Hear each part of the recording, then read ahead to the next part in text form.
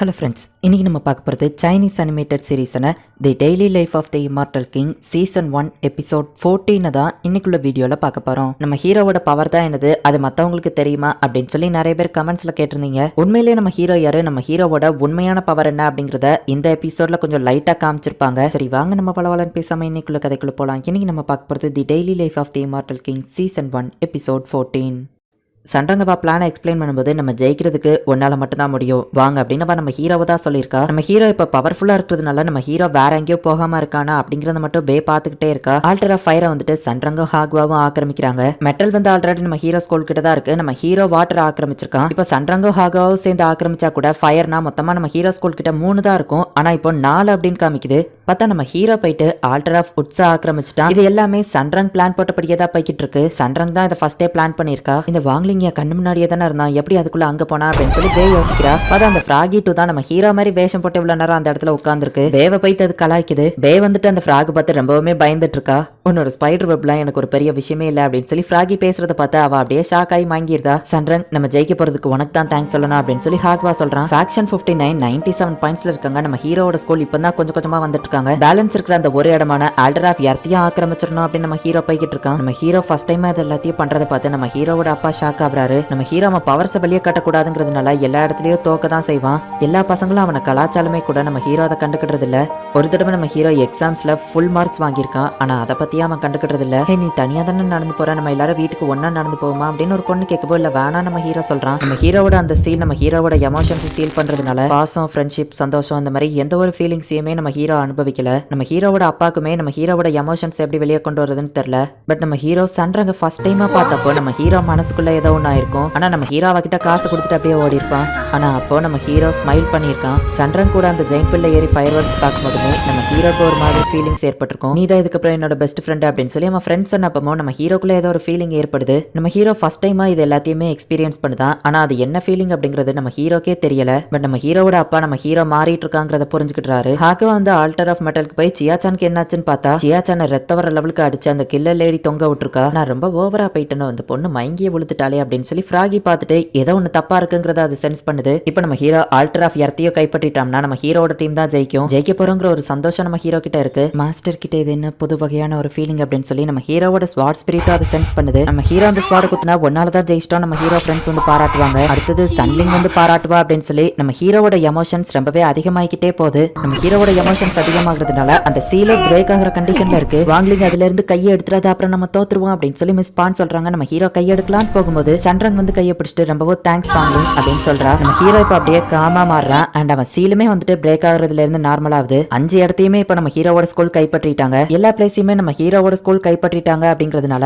99 points இருந்தாலுமே கூட இதுக்கப்புறம் ஃபேக்ஷன் 59க்கு எந்த ஒரு பாயிண்ட்ஸும் ஏறாது. சரி சீனை மெட்டல்ஸ்க்கு மாத்துங்க என்ன நடக்குன்னு பாப்போம் அப்படின்னு சொல்லி ஸ்வாங்கி சொன்னா. ஜியாச்சானுக்கு ரொம்ப அடிபட்டு இருக்கிறத இப்பதான் பாக்குறாங்க. ப்ரொடெக்டிவ் ஷீல்டு இருக்கு, ஸ்டூடெண்ட்ஸ்க்கு எதுவும் ஆகாதுன்னு சொன்னீங்க அப்படின்னு சொல்லி நம்ம ஹீரோவோட டீச்சர் கேட்கவும் ஹை லெவல் மேஜிக் இருக்கிறவங்கள அந்த ஷீல்டு தடுக்காது அப்படின்னு ஷீ சொல்றா. வாங்லிங் நீ சிரிச்சா ரொம்ப கியூட்டா இருக்க அப்படின்னு சண்ரங் பேசிட்டு இருக்கும்போது அந்த கில்லர் லேடி டக்குன்னு சண்ரங் பின்னாடி வந்து சண்ரங்கோட சோலை அவ உடம்புக்குள்ள இருந்து வெளியே அனுப்பிடுதா. அந்த சோல் நம்ம ஹீரோ வந்து கட்டி பிடிச்சிட்டு தேங்க்யூ வாங்லிங் அப்படின்னு சொல்லிட்டு அப்படியே மறைஞ்சு போயிருது. அவ்வளவுதான் நம்ம ஹீரோவோட சீல் பிரேக் ஆகுது. நம்ம ஹீரோ அப்படியே ஒரு மான்ஸ்டர் மாதிரி மாற ஆரம்பிக்கான். வாங்லிங் கண்ட்ரோல மீறிட்டான். இந்த உலகம் அழிஞ்சிடக்கூடாது அப்படின்னு சொல்லி டக்குன்னு ப்ராஜெக்ட் ஆகி வந்து டைமையே ஸ்டாப் பண்ணிடுது. எல்லாரும் அப்படியே ஃப்ரீஸ் ஆயிருக்காங்க. ஆனா நம்ம ஹீரோவோட கோபம் அதையும் மீறி டைம் லைனையும் பிரேக் பண்ணிட்டு நம்ம ஹீரோ வெளியே வந்து அந்த கில்லர் லேடியோட டைம் லைனையும் பிரேக் பண்ணி அவளை அட்டாக் பண்றான். சண்ரங் செத்து போயிட்டா, இதுக்கப்புறம் உன்னால எதுவும் பண்ண முடியாது அப்படின்னு சொல்லி அந்த கில்லர் லேடி நம்ம ஹீரோவை போய் அட்டாக் பண்றா. நம்ம ஹீரோ இப்ப அப்படியே ரேஜ் மோட்ல இருக்கான். இப்ப அந்த கில்லர் லேடியை போட்டு அடின்னு அடிக்க ஆரம்பிக்கிறான். டைம் ஃப்ரீஸ் ஆயிருக்கு அப்படிங்கிறதுனால இந்த உலகத்திலேயே மொத்தமா இப்ப 3 பேர் மட்டும் தான் அசைஞ்சிட்டு இருக்காங்க. நம்ம ஹீரோ, அந்த கில்லர் லேடி, டாகி ஃப்ராகி இவங்க 3 பேர் மட்டும் தான் இப்ப அசைஞ்சிட்டு இருக்காங்க. சோ இவங்க பண்ற இந்த ஃபைட் வேற யாருக்கும் தெரியாது. நம்ம ஹீரோ இப்ப அப்படியே ஃபுல் மான்ஸ்டர் மாதிரி மாறி அப்படியே அவனோட கோபத்துல எல்லா மேஜிக் பவரையும் யூஸ் பண்ணி அவளை போட்டு அடின்னு அடிச்சிட்டு இருக்கான். கடைசியா அவளை கொல்லலாம் அப்படின்னு சொல்லி போகும்போது பார்த்தா நீயும் என்ன மாதிரியே ஒரு மான்ஸ்டர் தானே அப்படின்னு இந்த கில்லர் லேடி கேட்கறா. நம்ம ஹீரோ அப்படியே ஸ்டாப் பண்ணிருந்தான். என்ன கொன்று அப்படின்னு சொல்லி அவ சொல்லவும் நம்ம ஹீரோக்கு சண்ரங்கோட ஞாபகம் வருது. மான்ஸ்டர் மாதிரி இருந்ததுல இருந்து இப்ப நம்ம ஹீரோ நார்மல் ஆகுறான். என்ன கொன்னுட்டு போ அப்படின்னு சொல்லி அந்த கில்லர் லேடி கத்துறா. நம்ம ஹீரோ போயிட்டு சண்ரங்க ஹீலிங் பண்ண ட்ரை பண்ணவோ நீ என்னதான் ட்ரை பண்ணாலும் அது முடியாது.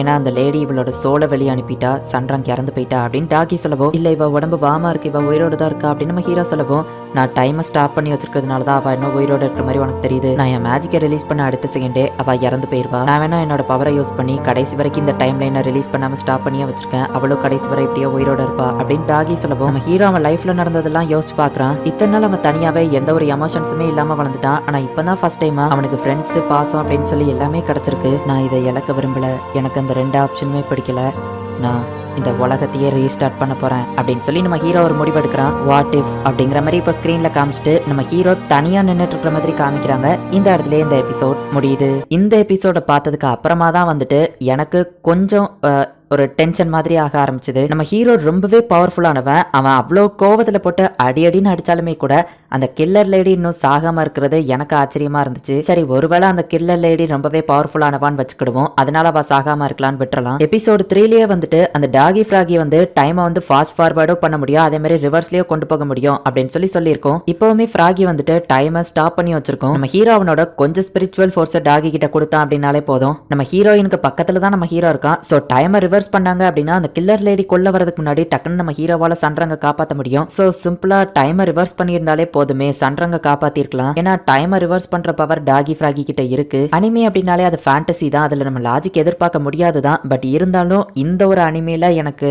லாஜிக் மிஸ்டேக்குங்கிறது ஒரு பெரிய மிஸ்டேக் மாதிரி தான் தெரியுது. இந்த சீசன் 1ல லாஸ்ட் 2 எபிசோட் மட்டும் எனக்கு வந்துட்டு கொஞ்சம் டென்ஷன் ஆக்குற மாதிரி இருந்துச்சு. லாஜிக் மிஸ்டேக் இருக்கு, இப்படி இருக்கிறதுக்கு பதில் இப்படி பண்ணிருக்கலாமே அப்படின்னு தோணுச்சு. பட் என்னதான் இருந்தாலும் என்னால கதையை மாத்த முடியாது. அதே நேரத்துல இந்த 2 எபிசோட் மட்டும் தான் கொஞ்சம் ஒரு மாதிரி இருக்கும். சீசன் 2 இதுக்கப்புறம் சூப்பரா தான் போக ஆரம்பிக்கும். இந்த எபிசோடையும் நெக்ஸ்ட் எபிசோடையும் பார்த்துட்டு உங்களுக்கு எப்படி இருந்துச்சு அப்படிங்கறத கமெண்ட்ல சொல்லுங்க. அண்ட் உங்களுக்கு இந்த வீடியோ பிடிச்சிருந்தது அப்படின்னா லைக் பண்ணிட்டு அப்படி மறக்காம நம்ம சேனலை சப்ஸ்கிரைப் பண்ணிருங்க. தேங்க்யூ ஃபார் வாட்சிங். பை கைஸ், நெக்ஸ்ட் எபிசோட்ல மீட் பண்ணலாம்.